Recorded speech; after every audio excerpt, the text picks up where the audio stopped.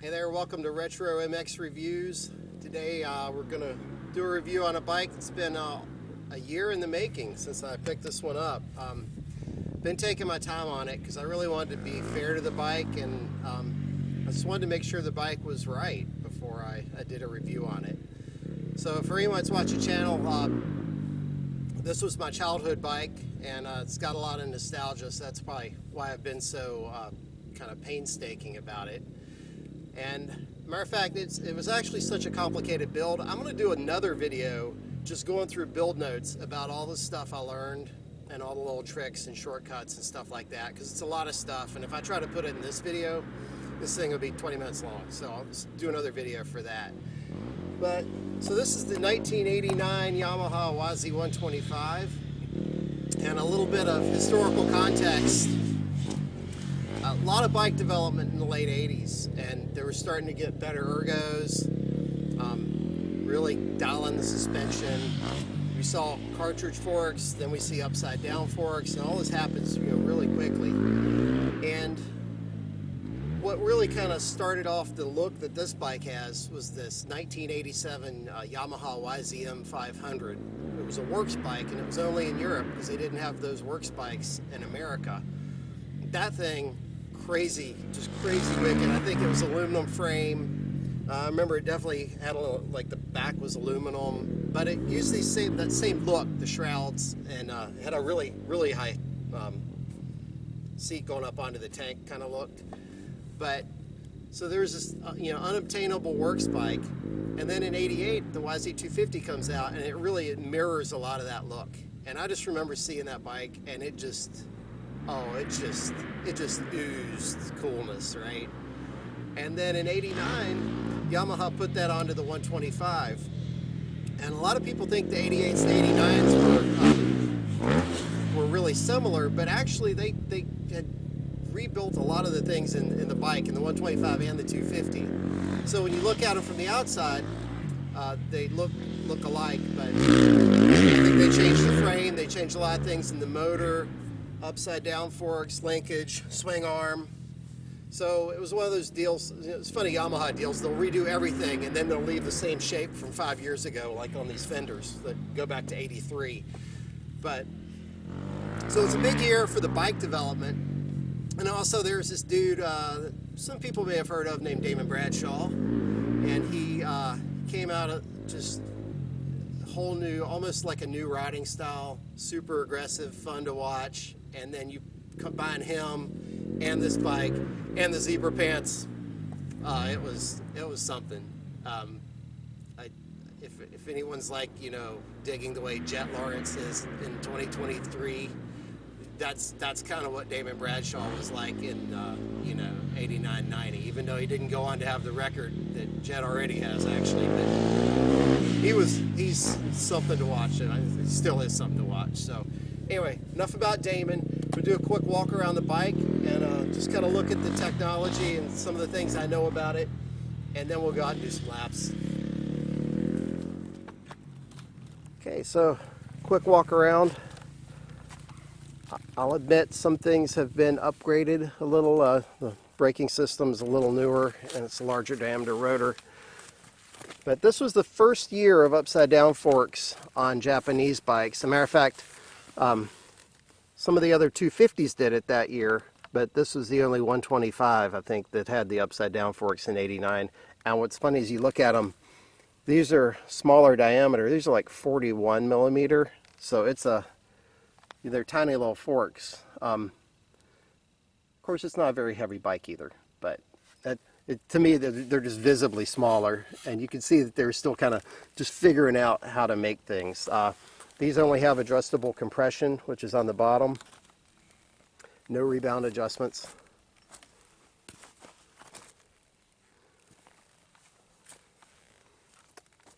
Yamaha's a big fan of these different size radiators. Motors really shared a lot with some of the years before and after it. Matter of fact, that's a clutch cover off of '92. And we'll get into that more on the build video. Again, different linkage, swing arm than the other one. sorry, the older one.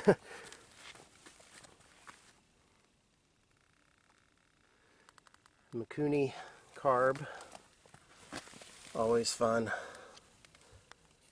And then something you'll notice when you hear the ride video.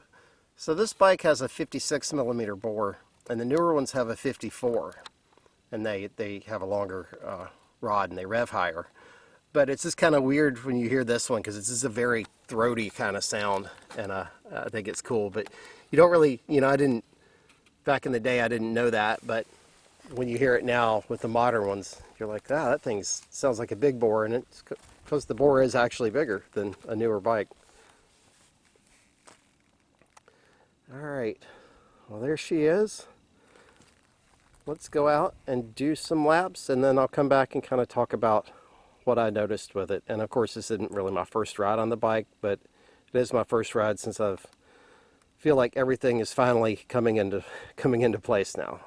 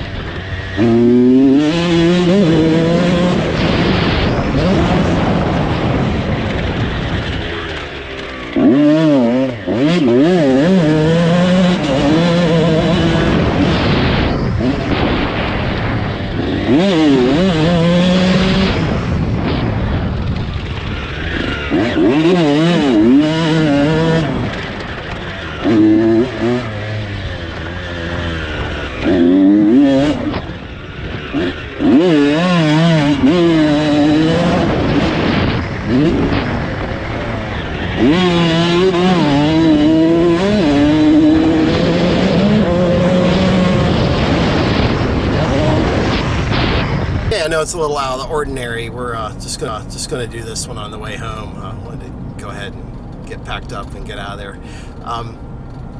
So I went out and I ended up throwing down really a pretty long moto on that bike. And what's funny is the more I rode it, the more it got just kind of get used to it.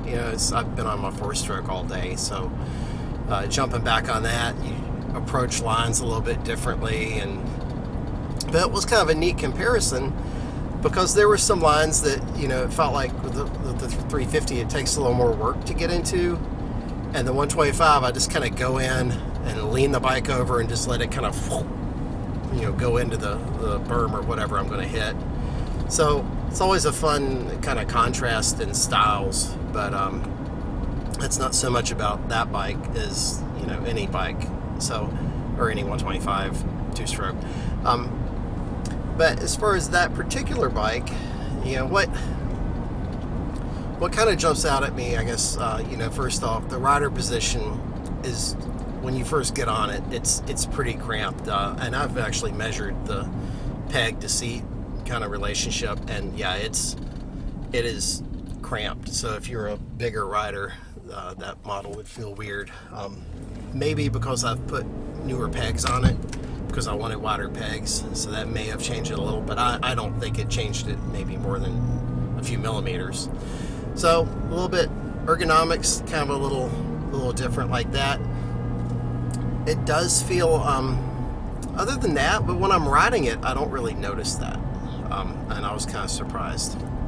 The suspension, today the track didn't really have many bumps to it, so it's not a completely accurate comparison, but it's okay. To me, the forks, what they feel like is they feel like they just kind of have a hollow feel to them. And I've got stiffer springs in, I've got gold valves, and they just feel a little hollow.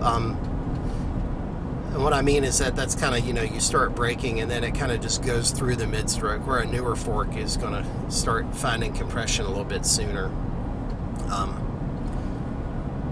Do I notice any flex from the older forks? No, I'm not a good enough rider to know that, so I can't say that I do. And the slower speeds like what I ride, I don't think it would matter. I really enjoyed the motor, and what I found when I first jumped on is I was really clutching it more. And after I got a few laps in, I felt like I started carrying speed better. And then what I felt is that bike actually, it has okay torque for a 125. And I started kind of letting it roll out of corners more instead of just mercilessly clutching it every time.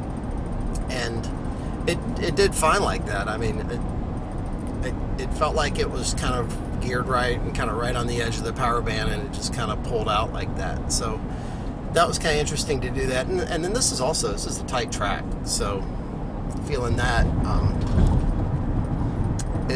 it was good. I think that's going to be a lot of fun as I get more time on the bike. The brakes are not great, definitely by modern standards. As a matter of fact, I really feel like the brakes on my 86 Honda are better than those brakes on that 89, and all of the components are new, and it's got braided lines and everything. I don't know what the deal is with that, but again, these those rotors were smaller back then, and all that technology was really still being developed. So I don't know, but just riding it though, like I said, I kind of rode it and I was like, boy, this is really fun. And then I ended up putting down a really long moto, and it just, part of it's probably just muscle memory from riding that bike for so long when I was a kid. But the more I ride that one, the more natural it feels. I will say one thing you definitely lose compared to a modern 125, it just does not have the top end. And it's got a good mid-range hit. And I feel like it comes on that hit. That bike, I'm not even kidding you, that bike feels familiar to a new YZ 125, the way that the power is. It's just the new one has, it's got more hit in the middle, and it's got way more top end. But it feels, I mean, I guess they all should feel that way. But to me, the Hondas always felt like they wait a little bit later, and then they rev even higher. But to me, it seems like it's a pretty familiar characteristic to even the 06 YZ 125 I had a few years ago. At the next stop sign, turn left. Turn left next.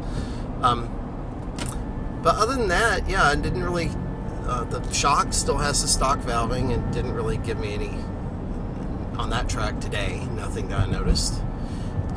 At the stop sign, turn left onto Prosperity Highway. But I definitely love the sound of it, and I think it's pretty easy to pick that sound out compared to a modern one with that throatier big bore. And again, it's not a big bore. That's the way it was designed, with the bigger bore and the shorter stroke. So all in all, I would say that I'm very happy to finally have this bike at a stage where it's dialed in.